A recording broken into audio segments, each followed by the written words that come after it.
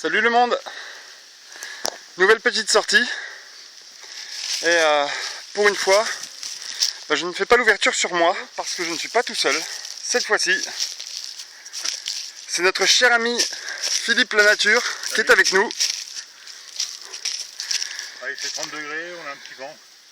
On est en sous-bois, pour l'instant on est réfrigéré, mais je sais pas si ça va durer. Et puis on n'est pas chargé pour 4 jours de bivouac. On a les sacs à dos.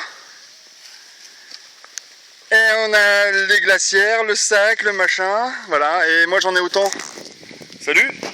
J'en ai autant encore dans le sac qui pèse pas loin de 20, entre 20 et 22 kilos quoi.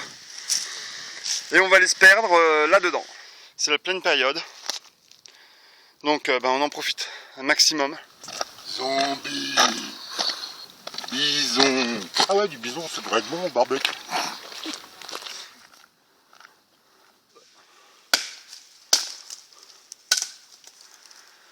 Voilà. On a Philippe, la nature, qui est en train de préparer son nouveau camp. Hier soir, on s'est installé assez tard. Et voilà. En fait, il s'est installé entre deux arbres, mais qui sont beaucoup trop proches. Et en plus, celui-ci est mort. Comme on n'a pas de bûche, on a du petit bois, mais voilà, du petit bois, il y en a partout, mais on n'a pas de bûche.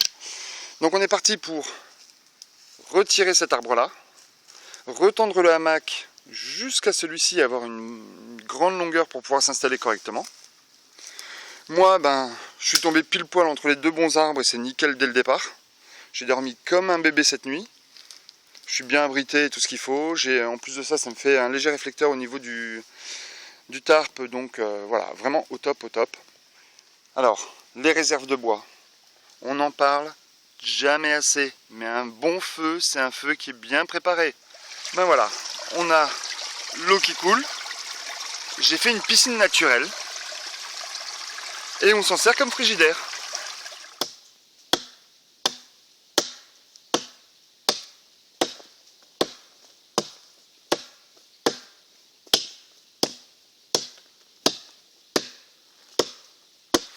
Alors, on va procéder à un petit test.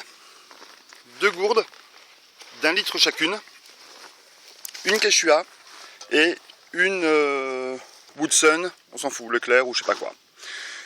Dans la Quechua, alors on vient de remplir les 2 gourdes à la source, mais par acquis de conscience, on a dit qu'on allait les purifier.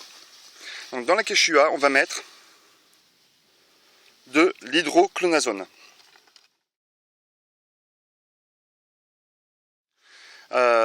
En fait, c'est la même molécule que Micropure, mais c'est censé purifier l'eau aussi bien que la Micropure, mais avoir beaucoup moins le goût de chlore. Donc du coup, on fait un test. Une Micropure dans la Woodson, une hydroclonazone dans la Quechua, et puis dans 1 heure, on vous donne les résultats. Non. Rectification, c'est pas de la Micropure, c'est de l'Oasis. Produit acheté en pharmacie directement. Voilà. Donc les formations, chacun leur marque. J'avais demandé Micropure de base et on m'a proposé ça. Avec un retour goût moins intense au niveau chlore. Donc je vais aussi essayer, on va comparer les 2 gourdasses après. Donc moi j'ai l'Oasis. Donc toi t'as l'Oasis. Acheté en pharmacie, purificateur d'eau.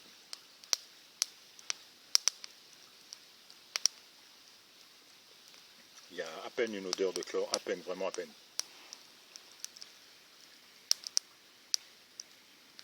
Elle est bonne l'eau. Franchement elle est bonne. Ah ouais. La source, un petit comprimé, on laisse agir 1 heure. Franchement elle est bonne. Et l'hydroclonazone. C'est encore moi qui m'y colle. C'est encore toi qui t'y colle, moi je filme. Ah là là là là. Micropure, hein. Non, hydroclonazone. Pas d'odeur, aucune.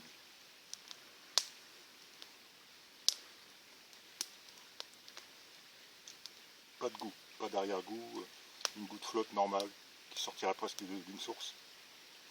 Pas d'odeur de chlore, pas de... Efficace, tiens. Efficace. Moi j'ai un léger retour chlore, mais infime. Et franchement là, les tiennes elles sont bien quoi. Bravo. Bon, on a 13h40. comme on s'est un petit peu lâché à 10 h sur le pâté les rillettes, on mange un petit peu tard, mais comme vous pouvez le voir, on va pas vraiment mourir de faim non plus, hein. Alors j'espère que la vidéo rendra ce que je veux, parce que on est vraiment sur un coin extraordinaire. Alors pour info, voilà, derrière le rocher, il y a un chemin qui passe là. Et nous on est juste là sur le côté en contrebas, c'est là où on a monté le camp. Et on est dans un lieu vraiment calme, paisible. On n'est vraiment pas emmerdé.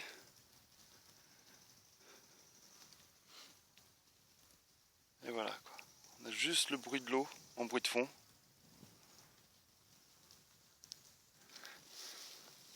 Qu'est-ce que t'en penses toi? J'achète. J'achète et je reste là. Ça me va. Donc voilà, le repas est enfin prêt. Alors pour résumer, on a une petite poêlée, oignons, ail, échalote, revenu dans de l'huile d'olive à l'ail, flambé au whisky, avec tranche de lard et brochette à la volaille. Et à côté, on a une pomme de terre cuite à la braise, coupée en deux. Dedans, on a 2 tranches de raclette, de la sauce yaourt aux épices, une tranche de lard fumé pour barder le tout. Et par-dessus tout ça, on va remettre encore un petit peu de sauce aux épices, hein, pour bien finir le plat. Un petit morceau de pain, et ça va être, mais alors, là si vous aviez les odeurs, vous seriez jaloux.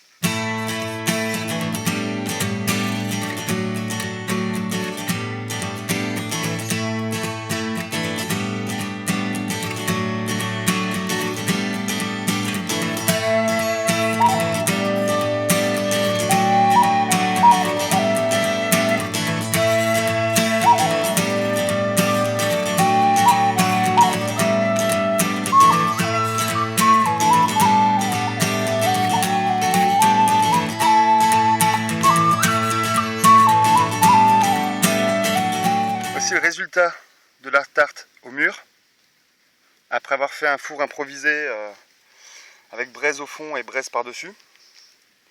Alors ça, c'est une spéciale dédicace à Christophe, Black Wolf. Et voilà le résultat, une fois fini. Bon, on a une petite tarte au mur qui se tient très bien. En conclusion, un goût de mûr, mais extraordinaire. Un petit défaut, c'est que la pâte, comme il y a de la mûre et qu'il y a beaucoup de jus, j'ai eu peur qu'elle soit un peu trop imbibée et qu'elle soit pas assez cuite. J'ai fait une pâte un tout petit peu épaisse et qui est, voilà, réellement un tout petit peu épaisse. C'est-à-dire que le trottoir, on ne peut pas le manger, parce que vraiment trop épais et pas agréable en bouche du tout. C'est mangeable, mais c'est pas agréable du tout en bouche. Et au niveau de la pâte, je sais que si je peux en refaire une demain, je la ferai un peu plus fine pour que ce soit plus agréable en bouche. Mais alors, voilà, juste avec une gamelle, un peu de farine, un peu d'eau, des mûres et un tout petit pointe de sucre en poudre par-dessus. Et vous faites des repas, mais alors, du petit Jésus en culotte de velours. Bonjour le monde, samedi matin, 10 septembre, il est 9h, 9h15, 9h30. J'ai passé une super bonne nuit, j'ai encore dormi comme un bébé, vraiment extraordinaire. Philippe par contre lui a encore eu un peu froid, mais sans sac de couchage ça se comprend un peu. Là on est au petit-déj, alors hop, je vais essayer de vous montrer un petit peu, mais voilà. Hop, on a le vent, on a tout ça, mais voilà. Hop, on a le feu, on a la popote pour faire le café. Et voilà, on se réveille tranquillement, vraiment zen, dans le hamac, on est bien, il n'y a pas de bruit, c'est le pied. Franchement, on a passé une excellente soirée, je pense que vous avez vu juste avant le repas qu'on s'est fait, et le petit dessert avec la tarte au mûr. Et puis, donc voilà, très très bien mangé hier soir. Là c'est le petit déj et puis on va se mettre en route tranquillement. Je vais attaquer l'étagère en bois, donc je vous montrerai le résultat tout à l'heure. Et puis on va se mettre tranquillement en route. Donc comme vous l'avez vu, on a pas mal de vaisselle suite au repas d'hier soir. Et là on a une super invention de Papy Philippe. C'est des bois qu'on a torsadé, enfin qu'on a mis ensemble, un petit fagot. Et ça permet d'aller retirer tous les morceaux. Voilà, quand on n'a pas d'éponge. Ou des gros morceaux collés. Ça permet de retirer le maximum. On fait les parois, le fond, on décolle tout et après on affine à la main ou aux aiguilles de pain, mais c'est pratique. Voilà, celle-là elle est propre, c'est pas très ragoûtant, mais vous voyez les morceaux follotés, ils étaient collés, ils sont dissous. Et on va faire permet ça. de pas vous brûler. Voilà, on va faire ça avec tout ce qui est un peu collé. Et ça permet justement de pouvoir nettoyer toutes les gamelles. Donc là, l'eau sort du feu, hein, l'été. Voilà. Alors, eau chaude avec un peu de savon d'Alep dedans. Et on arrive à faire une vaisselle propre, clean. Même les angles. Les angles, ça passe super bien. Voilà. Donc là, on a l'établi que Philippe a fait pour permettre de couper les bûches. C'est très pratique. Ça mange pas de pain, ça se fait en 3 minutes et franchement, c'est au top. Donc on voit que la bûche ne peut pas bouger avec les 4 piquets. Et on a surélevé pour que quand on coupe, on n'abîme pas la lame dans le sol. On s'est amusé aussi à se faire un banc en face du feu. Et voilà, ce matin, le gros projet. Avec Philippe, on a fait cette table qui nous permet de pouvoir poser toutes les gamelles, les popotes, la nourriture, etc. etc. Et franchement, c'est un confort. Ça demande un petit peu de travail, mais c'est un vrai confort. Donc moi, je recommande vivement, quand on est sur un camp de plus de 3 jours, de faire ce type de projet parce que c'est vraiment au top du top. Salut à tous et vive le bushcraft. Alors, on a un plat avec échalotes, oignons, ail, mariné dans l'huile d'olive à l'ail, qui va nous servir pour faire une petite farce de saumon sauvage. Je vous montrerai tout à l'heure l'évolution du plat. Et à côté de ça, on a un plat pommes de terre et pommes de terre carottes qui vont être complètement mélangés après. Voilà. Et on s'est fait un joli petit chausson avec du saumon, une mixture qu'on a fait revenir avant avec échalotes, oignons, ail dans de l'huile d'olive à l'ail. Une pâte type chapati dans laquelle on a remis tout l'ensemble et qu'on a remis à cuire. Et vous voyez, on est en bushcraft et on va se régaler. Allez, bon appétit à tous. Donc voici, là on est prêt à manger. Pommes de terre, carottes, et alors là je vais essayer de vous montrer un petit peu l'intérieur, mais voilà. On a le saumon, l'ail, l'échalote. Tout ça dans le petit chausson. La poêle est croustillante à souhait. Ça va être juste fabuleux. Et voilà comment se faire plaisir avec peu de choses.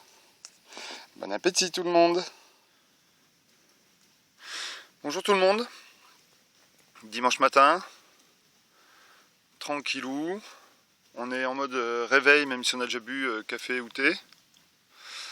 On est installé à... Salut. Salut à tous. Installé toujours pareil, le camp au top.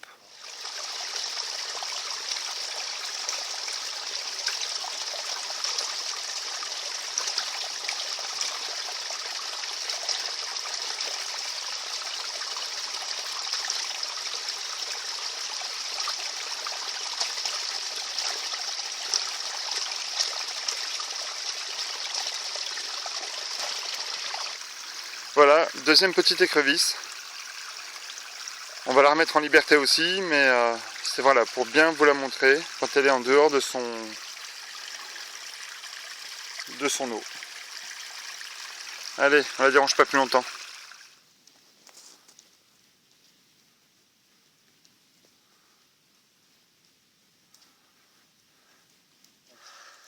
On a 3 belles chipots.